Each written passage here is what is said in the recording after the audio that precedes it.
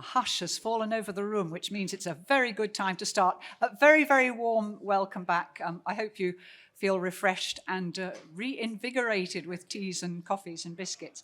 We've now got, between now and lunchtime, which will be at 12 o'clock, our second discussion of the day. We discussed this morning why net zero matters, not so much globally, but within the industry, and the role of your industry in trying to meet those targets. Now we're going to get on, I'm sure, to some very practical stuff with our next speakers on how to net zero your business. Remember, I said at the beginning of the conference to pick their brains and use their wisdom, but also to share your wisdom as well. So I'd very much like this to be an interactive discussion. So may I introduce our speakers, who I'm sure actually need no introduction to you at all, because they're all from within this industry, but a very, very warm welcome. First of all, to Merrill Lynch, Director of Lynch Plant Hire.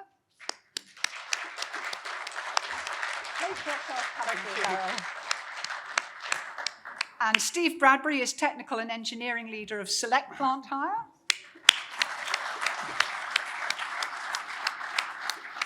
And by process of elimination, we have Chris Matthews, Strategic Manager of Flannery Plant Hire.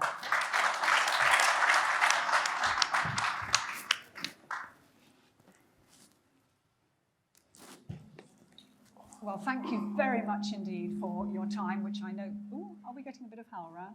Which I know is in short supply, but we very much want to hear what you've got to say. And I guess really the first question is probably the most blindingly obvious, is we're calling this discussion How to Net Zero Your Business.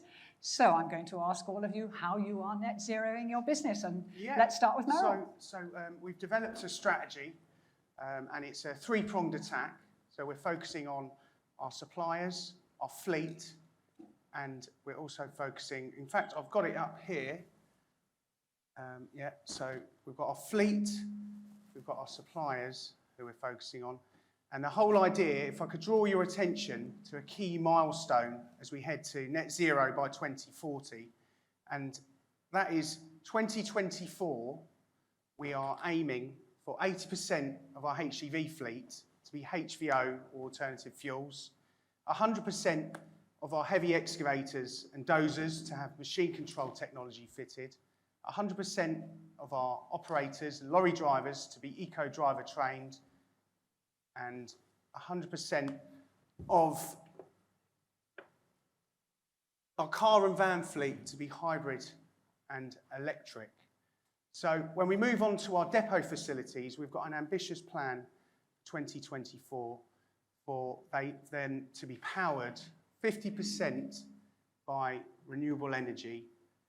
And then finally, with our suppliers, we're inviting them in next week to run through our strategy, the top 20 suppliers, to align them with our strategy and bring them along this journey as we head to net zero 2040. So that's our strategy for reaching net zero. And did you have a second? No, that's the primary one, yes. Okay. Gosh, that was admirably brief. Thank you very much indeed. Well, notwithstanding what we were saying earlier on this morning about competitiveness and competitors, which I'm sure just for the next 40 or 50 minutes we can put to one side. Steve, what is Select doing? Well, so Select's part of Lang O'Rourke Group. So Lang O'Rourke, being one of the UK's largest builders, has got quite an ambitious plan, but it's far from simple when it comes to construction. For us in Select, it's actually, if you look at the fleet side, it's relatively easy. We're already 82% electric for our fleet, and that's almost without trying. We are pushing suppliers, and that's probably the biggest sort of lesson or thing we've learned over the past few years, is especially, I mean, you guys are quite lucky in many ways because you're buying plant from major suppliers who do volume. You know, we're buying a lot of crawler cranes, for example, and I would have said the world's manufacturer of crawler cranes is a relatively small number. So you tend to find that you're not able to benefit so much, or you're getting second-hand technology or technology that's been developed by others passed down. So it tends to be very slow. And what we did a couple of years ago at Bauma in Germany, we went and chatted to the Liebherr stand because we spotted they'd got an electric piling rig, very small one. And our MD said, when are you going to have an electric crawler crane? And they looked very surprised at us, but they took the challenge, and 6 months later they came up with a plan, and they said, if we build it, will you buy it? So rather bravely we said yes, and they built it. So we've got the world's first 250-ton electric crawler in the UK. There's been, we didn't actually get the first in the world because our Norwegian friends had the first one, but we don't like having prototypes so much if we can help it. It's always nice if someone has the first bit of pain. But what that sort of taught us very clearly was if you don't ask, you don't get. And what we've seen with most suppliers is that outside of the UK, not many people are actually even having a significant route to net zero policy, if you like. So a lot of the companies you talk to, and their answer is HVO, which is a stopgap, in my opinion, at best. And you know, if we get it wrong, it could potentially actually be negative in that rainforests will get cut down to grow the fuel, grow the plants that you need for the fuel. So it's not the sort of, a lot of people sort of think HVO is a quick and wonderful answer. It really isn't. Hasn't really answered your question, but it's given you some of the routes that we're heading down, and that's our, you know, so we're looking at everything, and the supply chain is probably going to be the biggest challenge, and that really is the second phase after the carbon zero target of 2030. You've raised all sorts of interesting issues, which I am going to come back to you on, but first of all, let's just join Chris Matthew. Chris, what are Flannery doing? Firstly, good morning, everyone. I think it's important to remember that as plant hirers, we're neither manufacturers nor inventors, so we're very much restricted on what our supply chain can offer us. So your question is very valid in terms of what are we doing as a business. I think the key is that whilst we've got a good quality service offering in terms of the machine that we put on site, making sure that that's modern, the next side of things is to ensure that we're enabling our customers to use it more effectively. So the way I view my route to net carbon zero is how are we adjusting behaviours both within our business and helping our customers change so that they can actually achieve their net carbon zero targets. There is very little point in us having a net carbon neutral target if I'm using exactly the same plant in the same way as I did before. It's not really possible unless my customers are achieving it. So incorporating those modern technologies, but changing our behaviours for us is the fundamental part of our strategy. I'm so glad you mentioned that because it was bubbling up earlier this morning. I know it's going to bubble up during the day. It's one thing to talk about the hardware and the emissions and the technicalities, and you also raised it a moment ago about hearts and minds and wallets. Absolutely. Frankly, seems to me, listening to you, to be an almost bigger issue, or certainly as big an issue, Merrill? Yeah, without a doubt. And I think when we talk about hearts and minds, and wallets. Yeah, I was actually reading a really interesting article the other day, and it was about Walker's crisps. So they discovered a flaw in their model.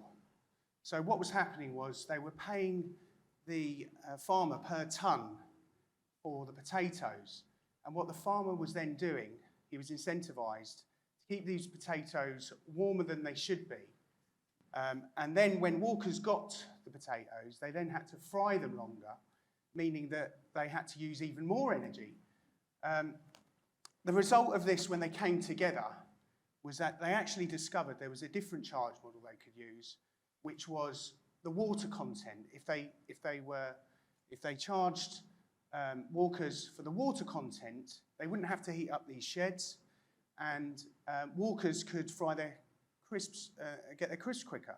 So the end result was saving the environment and energy, but it was also saving £250,000 a year. Now, you might say to me, what have crisps and construction got in common? And I'd actually say they've got everything in common, because it's not about crisps and it's not about construction, it's about leadership and it's about collaboration. And if I could bring you back to a practical example from our world in construction. So in construction, we were working with a highways customer recently, and they wanted us to reduce our use of fuel. So what we did was we started with our operators and we asked them, why are you idling throughout the day? What's the purpose of that? And they said, well, often, you know, we need to look busy because the site aren't going to be happy if the machine's turned off. They're going to think we're not working. And they also said, well, we need to keep warm. When it's cold, we need to keep the machine on to keep warm. So we said, well, why don't you go to the welfare facility? And they said, well, we can't go to the welfare facility because it's a few miles down the road. So we said, okay, we came back to the customer and we said, look, this is what the operators told us. What can we do about this? The customer was very understanding. The customer put in place a few more welfare facilities along the way. So when the machine wasn't in use, they could turn the machine off. They could go to the welfare and keep warm. The end result was saving energy and the environment, but also saving the customer £200,000 in a year. So I think this is the epitome of where we need to be as an industry, focusing on working together as suppliers, customers, competitors, and I think we need to drive the change. That's Let's a do it together. really telling example. And it's also something practical. Absolutely. Yeah. Steve, hearts, minds and wallets? Oh, absolutely. So, you know, we've already talked, well, one of the things you mentioned there was about the, you know, telemetry, for want of a better word, Yes. of actually seeing, and sites in particular, understanding and seeing how they're using their machines. Because, you know, the classic thing for us as a rental company is to phone a site up and say, we need to service your crane, and you'll get an instant response, it's too busy, you'll have to do it at the weekend. But if you go onto the telematics and start actually seeing what they're doing, they believe they're busy, but either the crane, for example, in my case, you know, they're lifting an eighth of the capacity regularly, or it's just sat there for hours in between lifts doing nothing. And when you actually start drilling into it, it's one of the highways agency mentioned something about utilisation on machines last week that was 30% is what they see. And on the cranes, we're seeing 6-7 hours a day where the machine's idle for 20 minutes or more. So there's, yet you ask the site, how busy are you? And they're flat out. I don't think they truly understand a lot of the time really quite how the machine's really being used, what the opportunities are. I suppose in my example with a crane, it's a bonus, it's electric, so the only thing that's being consumed is possibly heat for the driver or maybe aircon if it's a hot day, but yeah. Thank you. Yes, we're looking at the training side of things as well, and obviously trying to pluck out really good KPIs out of telematics, because telematics is great, you get lots of tables and graphs and lots of really complicated data. Heads around the conference room. But you actually need to turn it into do this to save this. So, you know, we're doing a huge amount of work on actually trying to create dashboards that actually say, do this, you'll save this. And then you can go back a week later and it's there. But it is taking a change of mindset. And there's certain customers that welcome it and others who are still focused on something else. Chris, from Flannery's perspective, have you any examples of how you can try and affect hearts, minds and wallets? I think by the time you get to me, there's a risk of an echo. I think these gentlemen have covered the points very, very well. But don't worry, I'll work backwards in a minute. my urge to you all is data does seem to be key. We've created, and the technology providers have created this window in terms of how sites are actually performing. We have a nervousness of demonstrating to them how ineffective we are. So if we can be a little bit more brave in terms of providing a solution that gives them an opportunity to potentially rent less. I know that sounds a really, really scary thing to say in this room, but actually add value back to them. I think you'll find that the relationships that you'll strike with your customers will be infinitely stronger.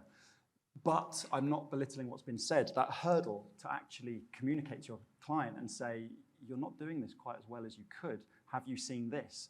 I mean, I've had some tough conversations where I've demonstrated numbers in an earthworks environment, which those of you in the room who know, you'd be aspiring for a high utilization plant. I've shown them that they're less than 50% utilized. And of that, I've shown them that they've only been working for 50% of that time, so net 25%. That's fairly normal. Now, that's a really scary story, particularly when it gets communicated out to the wider public that on key infrastructure projects, we're achieving 25% asset utilization. So with that narrative, I think we can start to create the carrot, if you like, rather than the stick to drive better behaviours. And it's really interesting from what all of you have been saying that we're now getting onto that interface between this morning's conversation and this afternoon's conversation about the role of digitalisation, because clearly the two are absolutely inseparable. Yep. Yeah, definitely. And I think there's other technologies as well that are extremely important to this journey. Machine control technology, I think, will play a significant role in helping us save the planet. For any of you that don't know about machine control, so it's GPS machine guidance, which helps the operator dig to within a few millimetres tolerance, so they're able to get the job done right first time. In 2016, there was a study, Caterpillar did a study. It was at their American Proving Ground in Illinois, and the point of the study was to build a 400-foot-long roadway. On one side, they had machine control ready technology machines. On the other side, they had non-machine control technology machines. What they discovered at the end, the results were remarkable. So the machines with machine control technology got the job done 46% quicker, with 38% less machine hours, and 34% fuel was saved. Now, that's the equivalent of saving 3 acres of forest. Now, if we think about where in the UK we've seen this demonstrated, the A14 project, for example, was finished 9 months ahead of schedule. And a big part of that was because of the machine control technology they adopted, because they were able to get the job done right first time.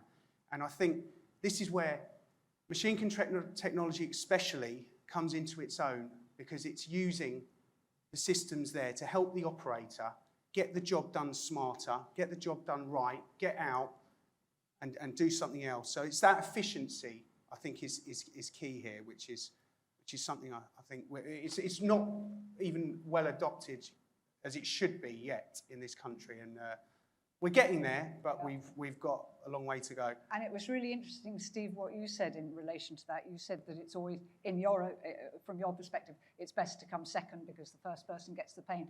Is this whole early adopting thing a huge stumbling block?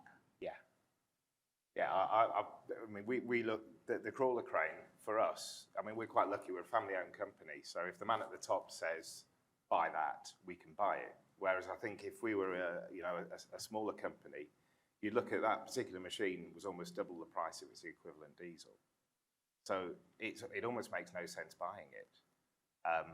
But if no one does, the world will never move on. So we made the brave decision, and luckily it's paid off, primarily because of the government's stance on use of zero-emission equipment. There's a real strong drive. So HS2 have a compulsion to its contractors that if a electric or a zero-emission equivalent is available, you must use it.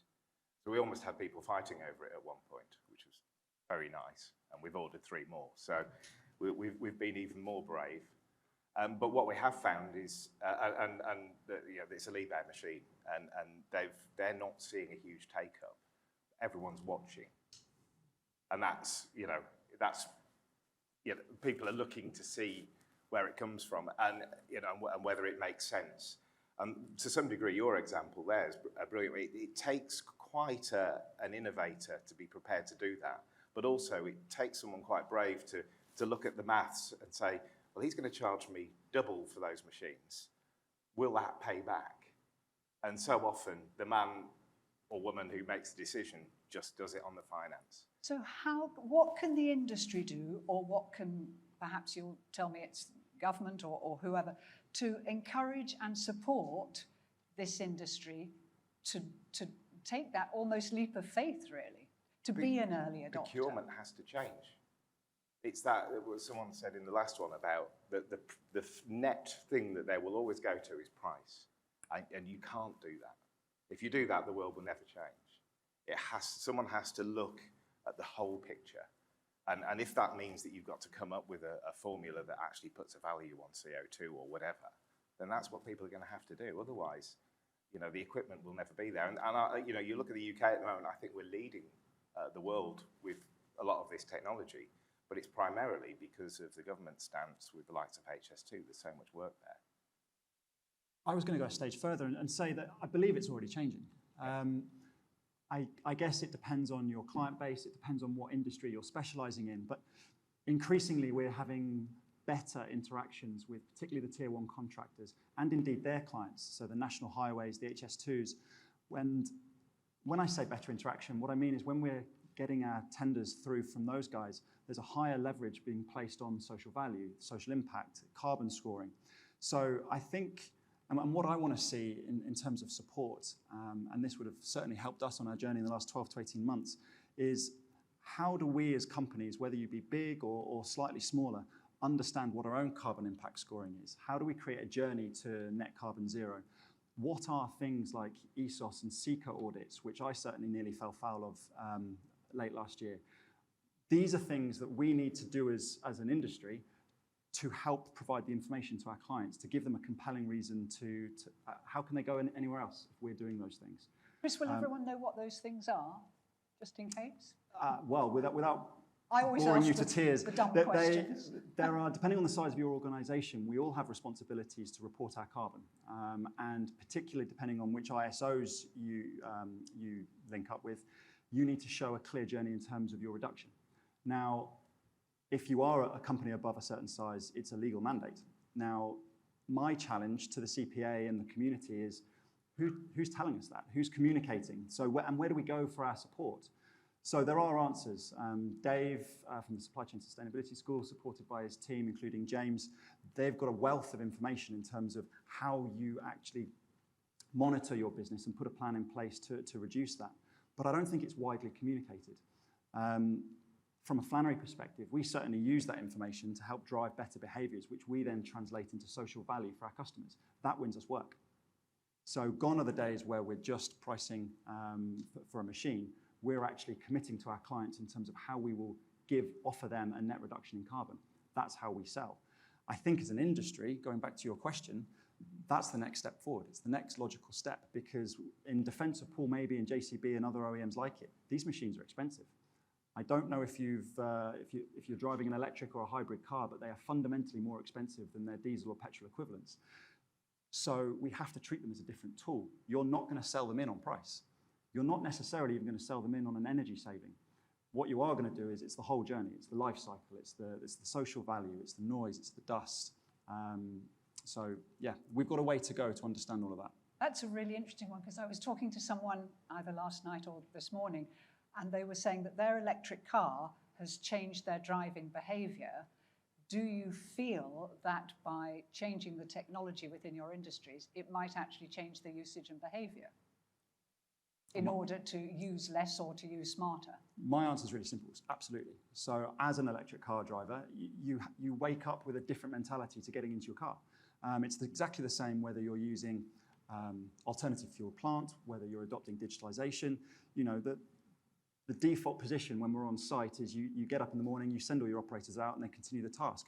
Who's looking at the telematics for this morning or yesterday afternoon? Who's worked out whether the haul roads are of a condition where we can achieve safe average speed? These are questions that just aren't happening, but that's determining how effective and how efficient we are on site. So we can't just do the same things. I'm going to steal Paul Maybe's point again, and another gentleman from the panel before. These are new categories. You know, we might have a Lynch 1.5-ton electric excavator behind you all there. You can't just put that in the same category as 1.5-ton diesel excavators. It's a different machine. It works in a different way, and it needs a different infrastructure. A good example today for those electric car drivers amongst us, we've come to a conference centre, which is a beautiful facility in the middle of the country. No charging infrastructure for our electric car drivers. So we just need to behave a little bit differently. So a challenge back to the CPA, you know, we need to start putting pressure on the venues that we use, but equally challenge back to our sites. How have they set these sites up? Merrill made a very, very good point in terms of machine control, GPS, and ultimately it's the conversations about connectivity. One of the last things that seems to go onto our building sites is 5G connectivity, if at all. So how can our smart machines communicate with one another if there's no infrastructure put in. And that's interesting because I'd like to pick up something that Steve was telling me about just before we came up onto the podium about the practicalities of getting electricity on site. Yes, huge problem. It's probably one of the hardest things to achieve, and unfortunately, so often the default is just to stick a bloody great diesel generator on site. The reality is, we had it recently at our head office. We decided to put in 80 new charging points for the 2,000 new electric and hybrid cars that the company's invested in. So we need quite a substantial power supply for that. We went to the grid. We're on a big estate that actually has Tesla on it. And it turned out that Tesla had basically taken all the supply for the estate. And the other problem is over time, our facilities guys, well, it's not really a problem, but rather wisely had said, okay, we will pay our standing charge for, say, 250, whatever it is, 250 thingies. If they'd been paying for 500 thingies, we could have then actually expanded and put our things in. But because they weren't paying for that effectively additional volume was sold elsewhere. So what you find is that the sites will say, we probably only need 250, but we'll ask for 500 just in case something changes and we need more electric for whatever. And then they go to the electricity board, you say, oh, you can't have that. Or they say, yes, you can have that, it'll cost you this much and we'll dig up those 3 roads. There's fundamentally an issue in the UK with getting power supplies. So the electricity companies are actively unhelpful, is what you're saying? They are. Which is shocking. It is shocking, and if you go to Norway, the government provides power for sites, which is why they were happy to have the world's first electric roller crane, the one that we didn't get first. Which leads us quite neatly into incentives and carrots and funding sources. And I guess the default position is always to hammer the poor old government and say they ought to be doing it. But you were telling me about other sources of so what we found with the electric roller crane is we were able to access green funding that was coming from HSBC with NatWest. And the banks, the much maligned banks. They've got £10 billion of provision they've put to one side for funding green projects. So we were able to access that at a good rate. Interesting. That's a very, very practical tip. Thank you very much indeed. I think it was you, Chris, who mentioned the word collaboration. Forgive me if it wasn't, but I'm going to ask you anyway. One of the questions that I wanted to ask when I was researching all this was, in practical terms, how collaborative do you have to be with all your stakeholders in order to facilitate net zero? I think the textbook answer should be very collaborative. I think the reality is we've probably all started to do little bits within our own businesses. I think if we all looked deeply in the mirror, we'd say that we've made the decision independently to invest in either electrification or potentially we've reviewed our telematics portal and we've done that in isolation. The solution is actually, rather than us all working in pockets of expertise, to try and come together. Now, the risks are you lose your USP. I can imagine my bosses working alongside the Lynches and collaborating with a portal for telematics being an incredibly difficult conversation. But the reality is our customers are all working collaboratively now. Some of the biggest key infrastructure projects in the country are joint ventures. So we need to probably take the same approach. Now, there have been some success stories, and Merrill's rightly highlighted the A14 as a good example, but it's in isolation. So that's where 2 organisations came together to deliver a solution to the benefit of the customer. And it was generally well regarded. But I don't think that's necessarily happening at a pace collectively. I'll make one final point on it, which is to do with data. There's a generally widely recognised information standard. I won't bore people with the language. Some people know it, some people won't. Effectively, what it means is every different type of OEM, so manufacturer, produces information to a same common language and can provide that into a single portal. Now, my challenge, and I'm sure the challenge of everyone here in the audience, is that that level of information is quite poor. So I think we need to come together to work with the OEMs to try and increase not only the frequency, but the depth and breadth of that information. And no one's going to do it in isolation. Whether it's Merrill or myself coming together, we still only represent a very, very tiny part of the market. Even the whole UK market as a whole, in terms of the OEMs, they represent a very, very small proportion of the global population of plant. So we need to come together to create a louder voice in terms of increasing that common standard. And Merrill, do you have any practical advice on how well, we might do that? I was, you know, when we talk about collaboration, I think, you know, it's something that we've definitely realised. So three years ago, we formed a group called the Product Review Group. So the idea behind this group was that we bring tier one contractors together with suppliers that supply sustainable products, and we bring them together, we review them together, we test them out in the marketplace, and the ones that are sustainable and deliver results, we adopt, and the ones that don't, we drop. So we've used this as a vehicle to push forward on our sustainable journey, and it's helped us adopt hybrid and electric machinery.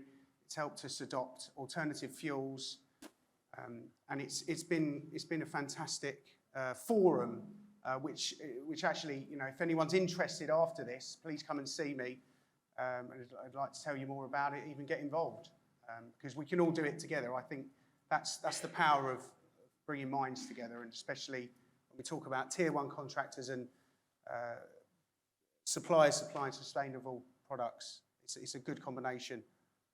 Steve, any practical advice, hints, tips on this collaboration question? So an example, we tried to put together a carbon calculator for our site accommodation units. So we've got a massive fleet of units, and they're effectively assembled for each site depending on what they want, how many walls. And so we went to the various suppliers to say, you know, what's the carbon content of this lino? It was a real surprise as to how few of the suppliers were able to actually tell us what the carbon content was of their products, including one of the products which was insulation. You'd have thought that would naturally be there, but I mean, collaboration is the key, and that's how we solved that problem, was to actually work alongside them and try and, you know, come up with methodology to do that. But it was surprisingly difficult as something you would have thought was a relatively simple thing that everyone was heading towards. Does what you've just said compromise this drive towards net zero? Because if you can't confirm the qualities of the stuff that you're using in the supply chain, then it's all nonsense anyway, isn't it? It makes it very difficult. I'm quite shocked by that. Perhaps nobody else is. No, and it wasn't a small supplier either. It's a well-known supplier. So it just goes to show that not everyone's on the same journey, going the same direction. You know, so maybe for once the plant industry is leading. And surely a lot of the move to net zero has to be based on some form of confidence. And if people within this industry are not confident that the reporting upstream is accurate, then that's really quite serious. It is. The other confidence side that's tricky, I think it's slightly easier for these two guys because their machine life or your cycle period is much shorter. But for things like, and I sound like a broken record, but with cranes, we buy a crane, and the guys at Mainsco are probably similar. You buy it with the mind to be running it in 10 to 15 years' time, because it's a major piece of capital equipment. And you know, we're struggling today. We've bought 5 cranes this year, and 3 of those are diesel. But should we actually buy a diesel crane anymore? We haven't got a choice. It's buy a diesel crane or have no crane. So, but it's a very difficult place to be, and we're not necessarily getting the latest technology either. We're struggling to get tier 5. Most of it's tier 4, which is the previous generation of. So these pieces of kit we're buying for 15 years, but the bulk of the cities in the UK will no longer be able to hire them out in, unless we get an exclusion. Yeah, we could put HVO in, but HVO it's good, but it's questionable as well. You know, it's a nice stopgap until we find something. But the battle with the bigger machines is that the energy density you need to power that machine for the day means you'd end up with a shipping container behind it full of batteries and however many million quid. You know, the electric crawler crane we've got, the batteries are circa £1 million in it. And between ordering the first one and the second one, the technology's changed. So the first crane had 11 batteries, the new one's got 7 batteries, higher output, and was actually cheaper. So it goes to show how quickly the market's moving. It's a very hard place to stick your money. So I could see, almost a bit of stasis for a while where everyone just sort of sits back and watches and tries to wait for things to mature. If I might jump in, I think your comment and question are very valid in terms of, should we be perturbed by the OEMs not necessarily being able to give us a full life cycle cost of embodied carbon, but let's not hide behind that. Our businesses can measure very accurately our scope 1, scope 2, and ultimately scope 3 emissions. That's a great starting point. We will get to a point where the OEMs are confident in what materials and what energy has gone into their plant and their services. But let's not just sit back and say, well, if they can't do it, we won't do it. I think we are in a great position in that most of the room don't manufacture anything. So let's do what we can do first, get that information into our customers, use it as part of our point of sale, our reason for being involved, and continue to put pressure on the OEMs together. So you're absolutely right. I don't want to detract from the comment that we are struggling to understand. But if you don't ask, you don't get it. Exactly. I think it's a great point, though. Eco-driver training, when we talk about hundreds of workers out there, operators, there are things we can do to train them on their economic driving. We've been incentivising our lorry drivers, for example, for the last 6 years on raising their MPG. So, and they actually enjoy it. They like seeing themselves on a league table and, receiving an incentive for driving more economically, which is fantastic. And I think with operators, it's the same challenge. They can drive more responsibly, they can drive more economically, and that will make a huge impact. The guy on the motorway who's just leaving his machine turned on all day, if he turned it off and went to the welfare, he's gonna save half his fuel for the day. It's a significant dent, I think. And I think we calculated this in March. We calculated 90,000 litres, March 21, was idled equipment. It burnt 90,000 litres in a month from idling. So, even if you took 20% off that, that is huge. And you can do that instantly almost. You can do it instantly. So I think that's like Chris said, I agree with you, Chris. I think there's a lot we can do to drive this down, And we don't have to wait for a perfect No, one. Just crack in there somewhere. We've got to lead the way. I'd like to ask you a couple of linked questions each, and before we ask everyone if they have any questions. And we've rightly been looking at the future, and you've also told me what you've been doing so far. But I'd like to just put, if possible, some figures or examples on that. How far have you come in however many years you choose to answer? In other words, what I'm saying is, what have you actually achieved? Merrill. Yeah, what have we achieved? That's a big question. Well, I'll tell you what we have achieved. We've managed to get the majority of our equipment now to a stage 5 standard, which is the cleanest emissions standard, machinery you can get to. All our lorries, Euro 6, that's again the cleanest standard you can get out there, the most modern equipment. I think like you said, because we're able to do our machinery in quite short cycles, that helps us get the latest technology out there. And I think we have made a big difference. We've eco-driver trained 700 operators since 2019, so that's a big deal. And in terms of, say, what the saving on fuel of our lorry fleet, we've been saving £80,000 a year on fuel for economic driving. We haven't been able to calculate that for machinery, but we're trying. Thank you. That's where we've got to so far. I asked the question because it's very easy to be overwhelmed in this entire debate, not just in this industry, but globally, about how we're all on the road to doom and destruction. But actually, things are happening, but we don't hear about them. Steve, what have you achieved? Hard to give measures, but examples. Lots of. Well, it's funny. There's lots of things that actually make environmental sense, but also economic sense. As you said there's things that we do. We started recycling a lot of the components for some of the site accommodation units. What we found as a simple solution is some sites actually want sound insulation in the rooms because of them all now doing Teams meetings all day, every day. Feels like it anyway. It means we're able to take a panel that previously you would have scrapped and actually surface it with some nice foam, and it looked great. And it's, you know, there's two things there. We've instantly saved some money. We've saved something potentially quite horrible with the insulation in the panels and stuff. It's very hard to recycle, and actually repurposed it.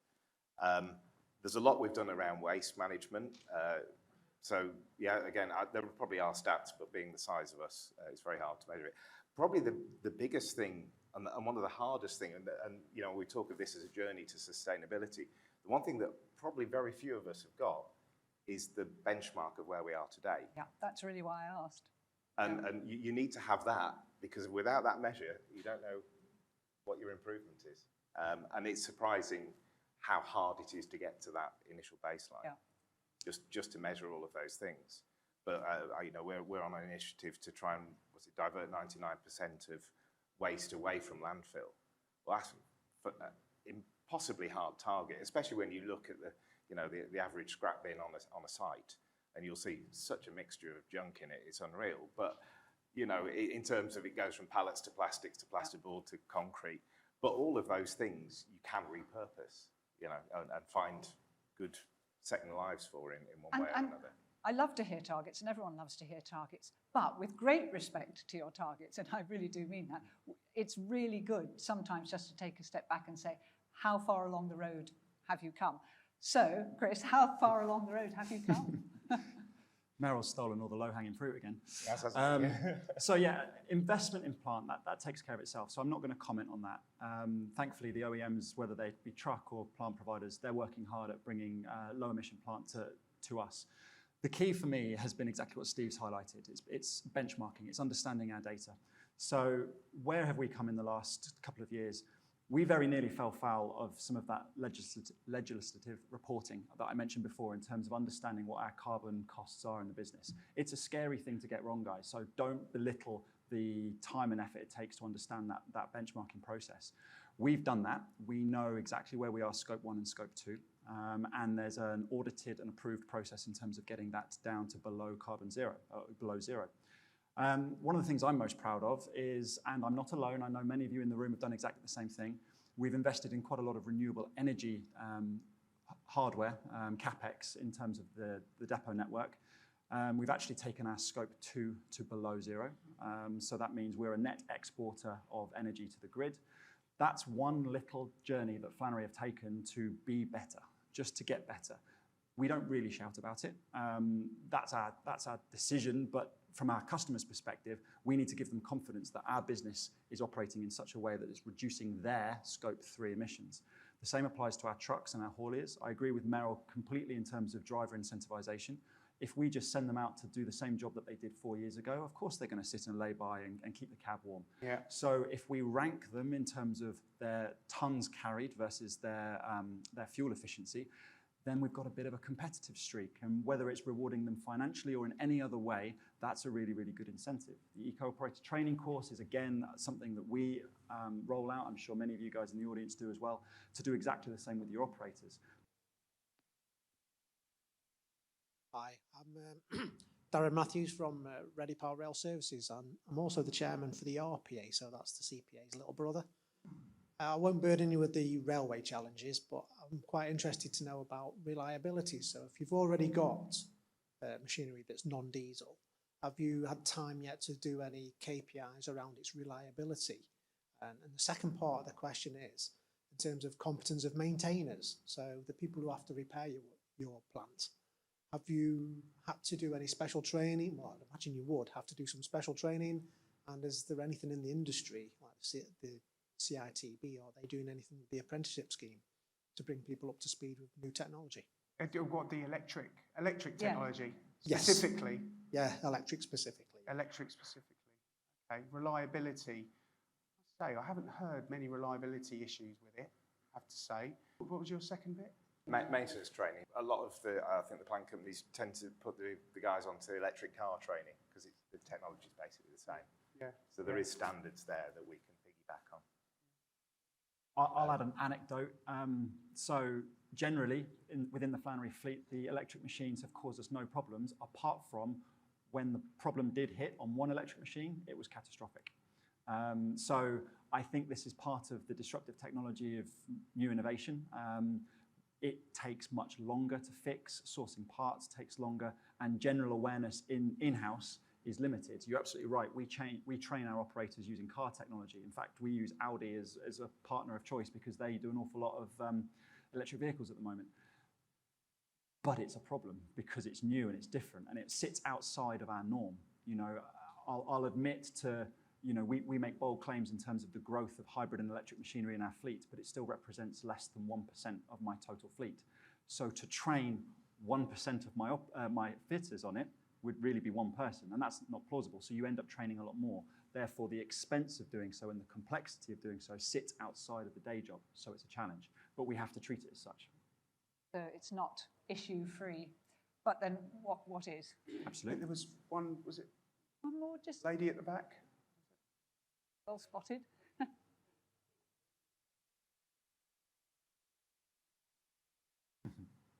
Yes, hi, I'm Emery Roosberg from Lynch Hire. I just wanted to kind of chime in a little bit with the question about technology and construction. And I would have to say there's something I think that we're overlooking, which is the fact that our industry has come a long way, but technology, that industry is way ahead of us, and they have a far more agile way of working than we do. So sometimes it's something that all of us have said on the panel today, which is, let's say you're all prepared to work together, and we're all to collaborate, everything, technology is there, but then the adoption and education is very, very important, and we seem to forget about it. So maybe even if the technology is there, we might have data available for the clients, but then it just gets stuck in a team. It never gets to the right person. Or maybe I might have a totally different conversation with someone from an environment team versus the one looking at fuel cost and finances and stuff like that. So I think we just have to be a bit more mindful of the fact that we have to be a bit more agile in the way of working and not be so hesitant to take a step to try out a new technology. And if a product is not perfect, if it's just an MVP, which is a minimum viable product, let's test it out and see how it works. And then we take little steps and we get there rather than waiting for it to be perfect and then put it out, because that holds us back, I think, in the industry. And that's it. I think, Emery, that's a really good point. I'll add to that and say that we can't just march ahead without the customer. You know, if we think we're going to reinvent the wheel, whether it be a perfect solution or a stepping stone, don't just drop it on a customer, because a lot of them look me blank in the face going, I don't know why you've done that. I don't know why you're giving me that information, or that's so much information. I have no idea how to consume it all. So yeah, develop incrementally, take the customer with you and consult back. So make sure you're going back to the first brief and say, are we actually doing what we said we were going to do? I think that's bang on. You know, we've got to walk the path with the customer, because, you know, in 2 months' time, you come back to the customer and something's changed. Suddenly the thing they wanted 2 months ago isn't the thing they want now. And it's just, you've got to keep walking the path, keep showing them what's new, keep walking. I mean, the product review group's a perfect example.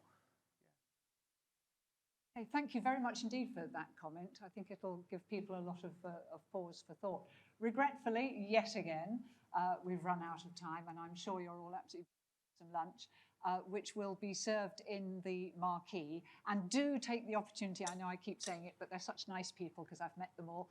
Do go and meet the exhibitors and chat to them and interact with them, as long as they haven't got a face full of sandwich, obviously. And I'll look forward very much to seeing you back here at 2 o'clock, but not until we have given enormous thanks for the time and the expertise of Merrill and Steve and Chris. Thank you, guys.